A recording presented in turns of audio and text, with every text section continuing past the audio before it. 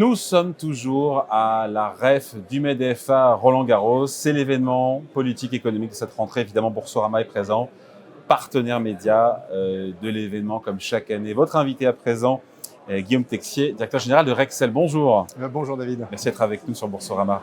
Juste un petit mot de l'actualité, du contexte économique. On a un conflit quand même qui s'enlise entre l'Amérique et l'Iran.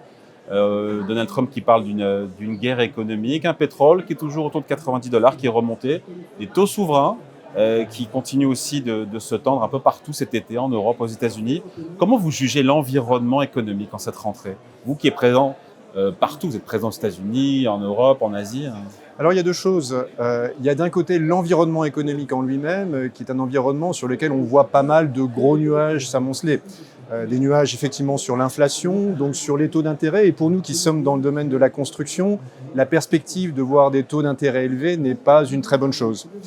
Mais de l'autre côté, ce qu'on voit aussi, c'est que tous ces événements géopolitiques, et notamment la guerre en Iran, la montée en prix des énergies fossiles, la préoccupation de souveraineté énergétique crée aussi un appel d'air pour les technologies d'électrification. Et ça, on l'a vu par exemple chez nous, chez Rexel, depuis avril, avec en Europe une assez forte demande pour des technologies comme la pompe à chaleur, le véhicule électrique. Et donc finalement, d'un côté, on a une économie... Il y a des vents contraires. Il y a des vents contraires, exactement. Il y a une économie qui reste morose, qui reste plutôt en bas de cycle, et de l'autre côté, des tendances d'électrification qui s'accélèrent encore et pour lesquelles finalement, ces événements géopolitiques sont un facteur d'accélération. Je parle évidemment au directeur général, mais aussi un peu aux citoyens. Quand on voit la France qui s'endette aujourd'hui plus cher que l'Espagne, que l'Italie, que la Grèce, vous vous dites quand même attention, danger, il faut faire attention. Bien sûr. Alors, sur le sujet de la dette, de manière générale, je pense qu'il y a un vrai sujet et qui sera sans doute un sujet au cœur des débats de la présidentielle, qui est le sujet de la maîtrise de la dépense. Très clairement, il y a le sujet de la recette sur lequel on peut essayer de bouger les curseurs, mais on les a beaucoup bougés au cours des dernières années. Et donc le vrai sujet de débat, ce sera le sujet de la maîtrise de la dépense. Donc effectivement, c'est inquiétant et ça fait partie des choses que les candidats à la présidentielle devront évidemment adresser. Sur les recettes, on a la surtaxe sur les bénéfices des grands groupes qui devrait, a priori, on l'a compris en filigrane ou en creux, être reconduite l'année prochaine pour la 3e année, alors qu'elle devait au départ être exceptionnelle. Vous la payerez sans rechigner encore cette année? Bien sûr, on la paiera. Mais de manière générale, on vit dans un environnement dans lequel les grandes entreprises internationales ont le choix de savoir où elles investissent, où elles mettent davantage le poids du corps. Et évidemment, elles le font en prenant en compte la pression fiscale et elles le font aussi en prenant en compte la visibilité et la stabilité des politiques. Et je trouve que c'est dommage de ne pas tenir ses promesses et de manière générale de dire qu'on va faire une taxe temporaire et derrière de la transformer en taxe semi-permanente si c'est le cas. Et donc vraiment j'aimerais qu'on trouve d'autres solutions que ça. Cela étant, je comprends aussi que l'équation budgétaire dans le contexte dans lequel on est n'est pas une équation facile et donc là-dessus je ne donnerai pas de leçons. La France, elle est moins attractive aujourd'hui qu'elle l'a été d'un point de vue économique, fiscal, social, environnemental. Je ne sais pas si on peut dire ça. De manière générale, l'attractivité, c'est un mélange de pas mal de choses. Moi, si je regarde les chiffres de Rexel, par exemple, en ce début d'année, ce qu'on voit, c'est que la France, en termes de croissance, est finalement dans le peloton. Elle n'est pas le meilleur pays dans lequel on est, mais elle n'est pas non plus le moins bon. Et par rapport à des pays européens, par rapport à l'Allemagne, par rapport au Royaume-Uni, elle se porte finalement bien. Alors il y a plein de composantes à ça. Il y a des composantes d'électrification, des composantes d'attractivité, des composantes de cycle de la construction. Mais après tout, à la fin, la France est dans le peloton. Ce qui ne veut pas dire que ce peloton avance à la bonne vitesse, d'ailleurs, de manière générale. Ça donne quoi? Parce que j'ai vu que le premier semestre a été bon pour Rexel, chiffre d'affaires en hausse de 5%, 10 milliards d'euros.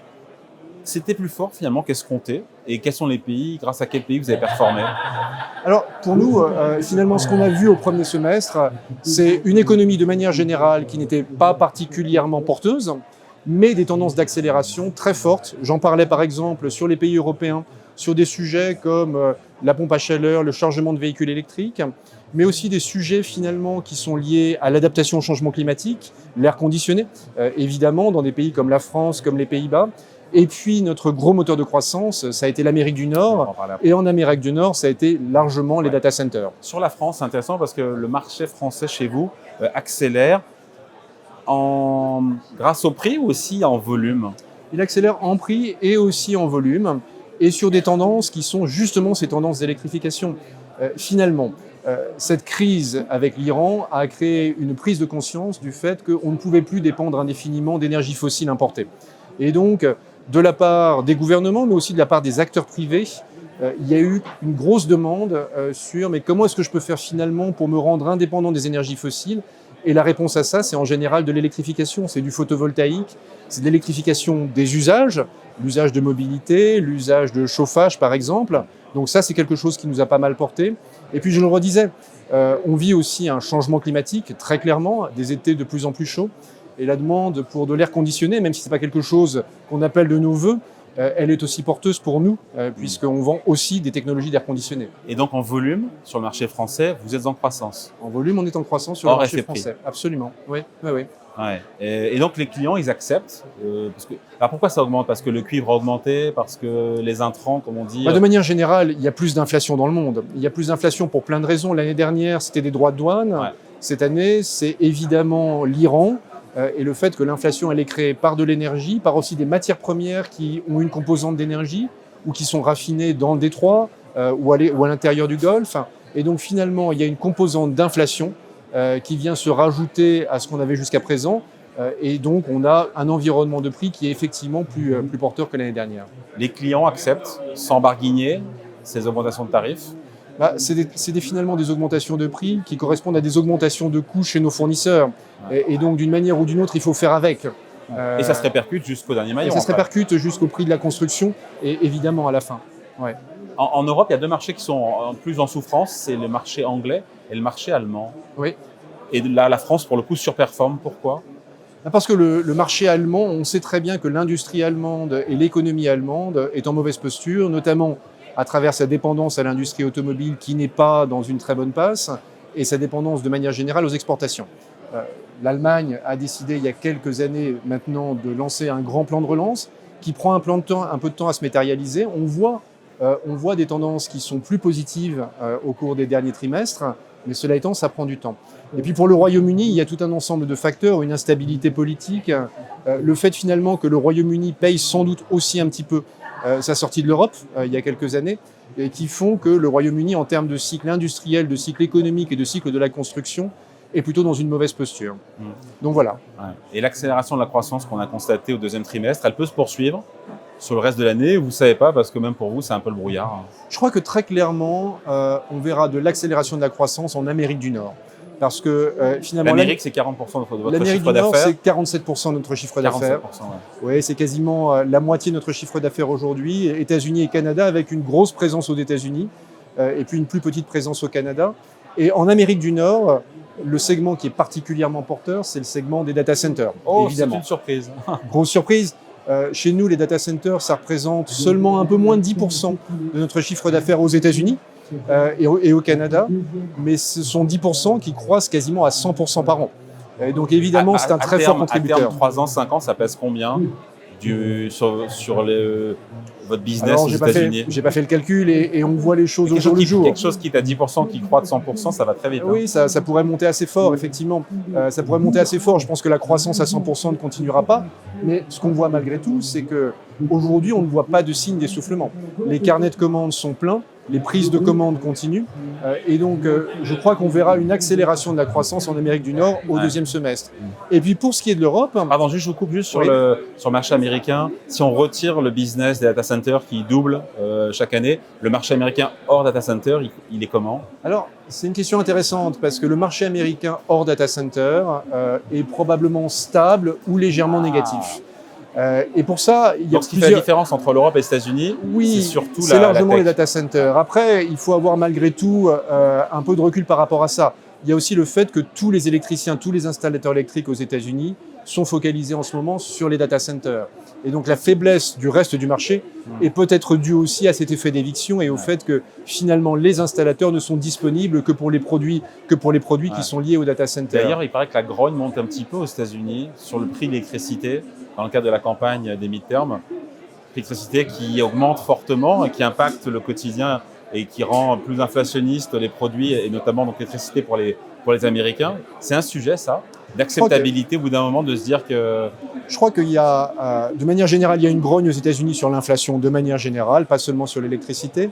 Pour ce qui est de la question Non, de mais lié au data l'acceptabilité, center. ouais, pour ce qui est de la question de l'acceptabilité, il y a des sujets d'acceptabilité environnementale et des sujets d'acceptabilité énergétique. C'est des sujets réels sur lesquels on voit de plus en plus de débats aux États-Unis sans que ça freine du tout la prise de commande et les nouveaux projets. Maintenant, ce que je vois aussi sur nos clients qui installent des data centers, c'est le progrès des technologies. C'est-à-dire que de plus en plus, on voit des data centers qui sont installés avec leur propre source de production d'énergie, qui peut être du photovoltaïque, qui peut être dans le pire des cas des turbines à gaz, mais qui peut être aussi des solutions plus vertueuses. On voit aussi des technologies qui sont plus économes en énergie dans les data centers, qui sont à base de courant continu, par rapport à des technologies de courant alternatif qui consomment davantage. Ouais, sauf que les économies d'énergie qu'on a ne pèsent pas grand-chose aussi par rapport au rythme d'installation. C'est vrai, mais par ailleurs, si vous installez des data centers avec leur propre source d'énergie attachée, ce qui est le cas de plus en plus, eh bien finalement, ce sujet-là n'existe pas. Et donc, on voit ces sujets d'acceptation qui montent petit à petit, mais on voit aussi des progrès technologiques et de la prise en compte par les installateurs de data centers qui vont aussi vite. Finalement, vous écoutez, Rexel est positionné sur les grandes transitions, les grandes tendances de fond. Bah, si vous regardez, on a parlé de quoi? On a parlé de data, transition énergétique, voiture électrique, bornes. On a parlé d'adaptation, on a parlé d'un certain. On pourrait parler aussi de l'automatisation de l'industrie. Ce qu'on voit aussi qui est intéressant, c'est que de plus en plus, avec la montée de l'intelligence artificielle, on voit et puis aussi une montée des protectionnismes, on voit un très grand intérêt pour la modernisation de l'industrie et pour l'industrie 4.0 ou 5.0. Parce que finalement, ce qu'on voit, c'est que les technologies d'intelligence artificielle et de robotisation permettent aujourd'hui, dans pas mal de cas, à des industries qui sont installées en des pays à fort coût de main-d'œuvre, d'être quasiment compétitives en prenant en compte des droits de douane avec des productions importées. Et donc là aussi, on voit des tendances qui sont très très fortes vers ce qu'on appelle de l'automatisation industrielle, vers des automates sur lesquels on est très investi. Et finalement, si vous regardez Rexel au cours des 5 dernières années, toute notre stratégie, ça a été de nous positionner au mieux sur ces technologies-là. Vous voyez, par exemple, en 2023, on a acheté une entreprise qui faisait de l'air conditionné aux Pays-Bas. Aujourd'hui, à l'été 2026, c'est quelque chose qui a payé. On a fait pas mal d'acquisitions dans ce domaine de l'automatisation industrielle aux États-Unis, et là aussi, on en voit les fruits. On a fait en 2025 une acquisition dans le domaine de la data et de l'infrastructure télécom aux États-Unis, et bien entendu, avec la montée de l'intelligence artificielle, aujourd'hui, on voit que ce positionnement paye. Et donc finalement, on voit que Rexel, qui il y a 10 ans était très lié au cycle de la construction, au cycle industriel, aujourd'hui, même dans une économie finalement qui n'est pas si porteuse que ça cette année, on est capable de faire du 5% de croissance, alors même que l'économie est plutôt en bas de cycle. Et donc finalement, oui, on s'est repositionné sur des tendances extrêmement porteuses. Avant de se quitter, on était tout à l'heure avec Patrick Martin, le président du MEDEF, qui me parlait de ce sondage commandé et réalisé par OpinionWay autour de tous les chefs d'entreprise français, qui disaient que 80% étaient inquiets à l'idée de ce qui pourrait se passer, de la politique économique qui serait menée post-élection présidentielle de 2027. Vous comprenez que Rexel est un groupe mondial. La France, d'ailleurs, ça pèse quoi, 10-15%? Ça pèse un peu moins de 20%. 20%. Vous comprenez que les chefs d'entreprise français soient inquiets aujourd'hui? Oui, je comprends l'inquiétude. Et je comprends aussi qu'il y a pas mal de sujets qui seront importants dans cette élection présidentielle. Moi, si vous voulez, quand je regarde cette élection présidentielle, il y a 3 sujets qui me tiennent vraiment à cœur. Il y en a un qui est finalement à avoir, pour reprendre les mots de Patrick Martin, qui étaient des mots sur le courage, avoir le courage de s'attaquer à la réduction de la dépense publique, et notamment des dépenses sociales et des retraites. Je pense qu'il y a un deuxième sujet qui est le sujet du changement climatique, qui nous tient énormément à cœur et sur lequel on voit une tentation de résignation et sur lequel je crois qu'il faut avoir le courage d'aborder ce sujet du changement climatique. Et puis le troisième point est un point dont on a souffert au cours des dernières années, qui est l'instabilité réglementaire. Nous, on a vécu aux premières loges MaPrimeRénov', par exemple, avec les 20 changements de réglementation. Et nous, s'il y a une chose qu'on appelle de nos voeux, c'est de la stabilité. Et ces 3 éléments-là, avoir le courage d'attaquer la dépense, avoir le courage de la stabilité et avoir le courage d'attaquer le réchauffement climatique, eh bien pour l'instant, ils ne sont pas clairs dans les programmes d'aujourd'hui et donc j'attends beaucoup des discussions en préparation de la présidentielle. Oui. Et notamment ce débat cet après-midi entre les 7 candidats. Ce sera intéressant. Ce sera un premier débat.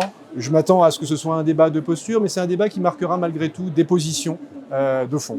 Allez, merci. Entretien merci avec beaucoup. Guillaume Rexel, donc le directeur général de Rexel, ici à la REF, du MEDEF, à Roland-Garros. Merci à vous. Merci.